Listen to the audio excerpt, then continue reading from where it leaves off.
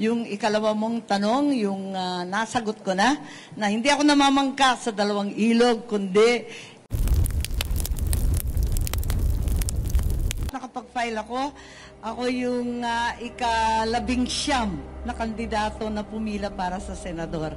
Ako'y pumila sa ilalim ng dati kong partido, nasyonalista, pero hindi po ako kaalyado ng anumang pangkat, anumang sektor, anumang grupo.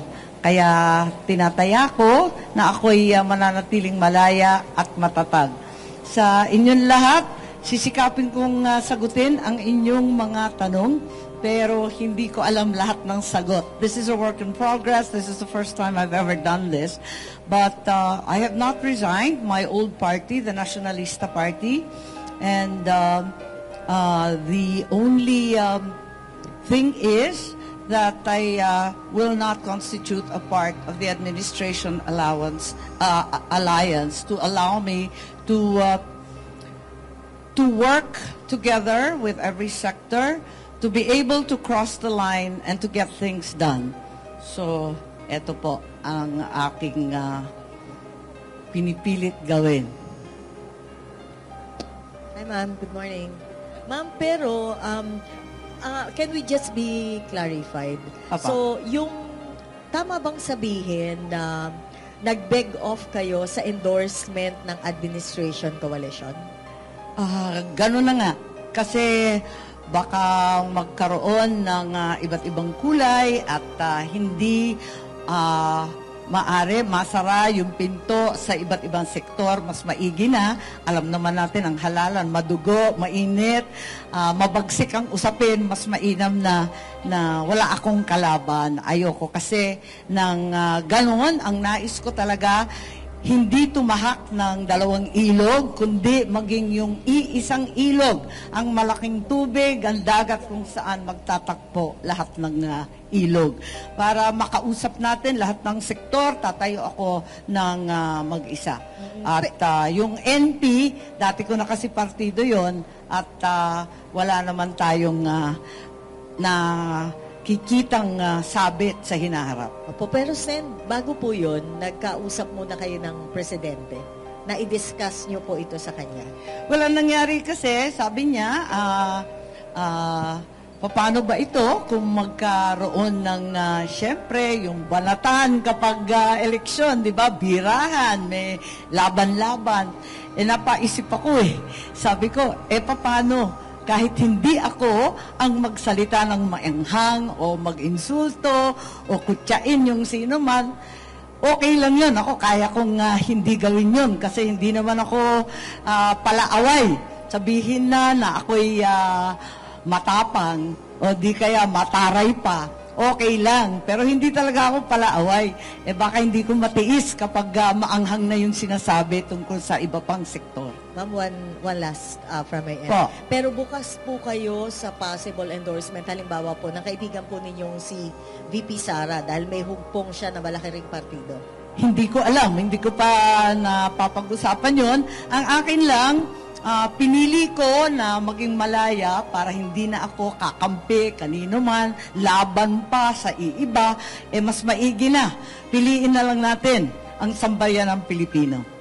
Ano po ang pakiramdam? Kasama po natin ang dating unang ginang sa pagpapile po ng ating Certificate of Candidacy. Yung nanay ko, excited. Hindi nakatulog yan. Alas 5, natulog. Biglang nariyan na. Alas 7, nasa simbahan na, nakikidasal. At inaasahan ko na talagang yung swerte at yung wisdom niya sa politika ay maibigay rin sa akin. Nabanggit na po kanina, sususugan ko lamang po yung naunang tanong about Vice President Sara. Kung sakaling magkaroon ng endorsement sa pagitan po ni VP Sara at sa inyo po, tatanggapin po ninyo, ma'am? Hindi natin alam. Ang hinihiling ko, yung endorsement ng lahat.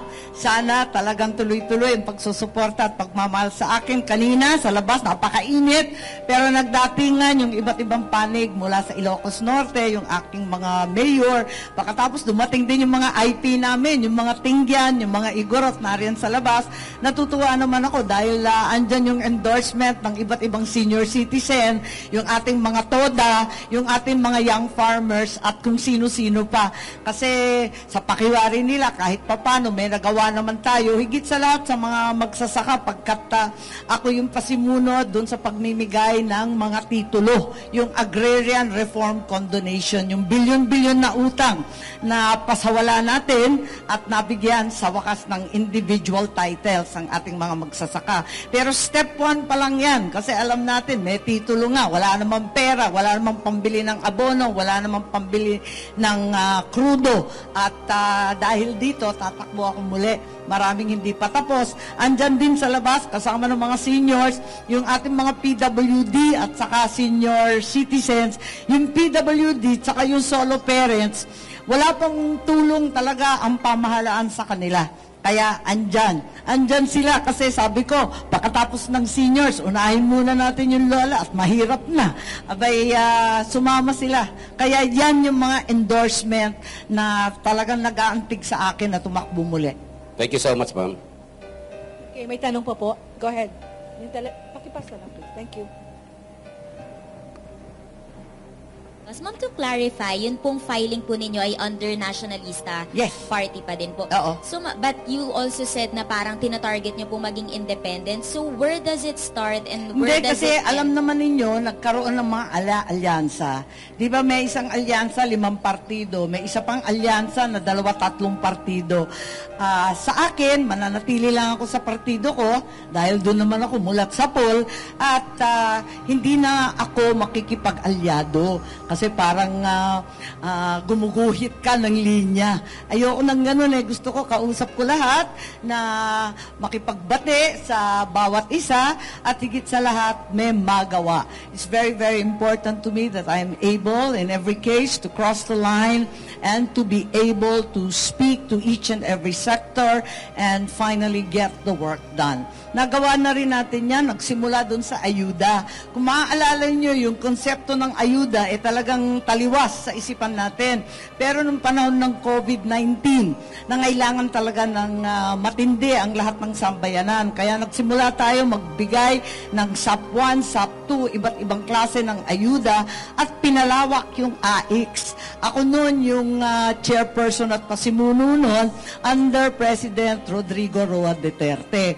Nung dumating na ang panahon ngayon, ayun, itinuloy-tuloy na lang natin yan. At nais ko pang ituloy na hindi lamang ayuda, kundi dagdagan pa natin ng sahod. Kahit hindi minimum wage, sahuran na natin ang marginal farmers, bigyan na rin natin yung mga naghihirap na toda, yung naghihikahos ng mga market vendors. So yan ang pakay natin.